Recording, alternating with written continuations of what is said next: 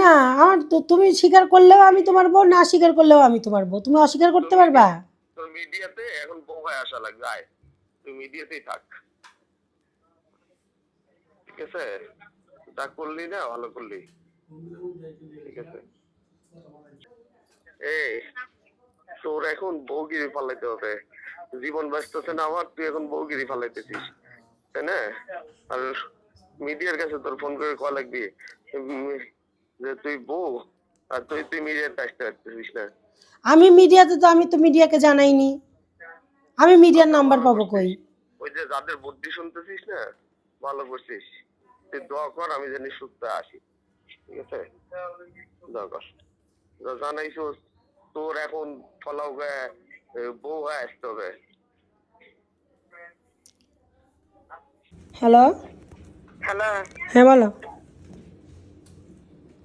কি কমো তোমার, তুমি বলে মানে কি যমুনা চ্যানেলের হলে উনি আর কাছে বলে তুমি কি কি কইছে?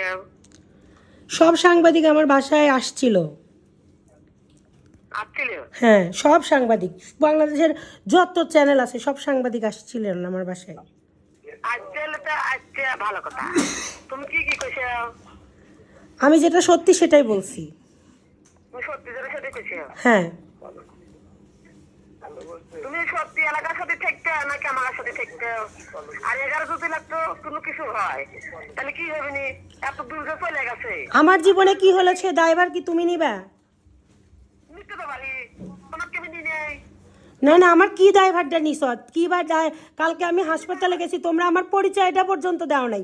আমি আজকে হাসপাতালে যাব, সাংবাদিক আসবার জন্য তোমরা আমাকে হাসপাতালেও যেতে দাওনি।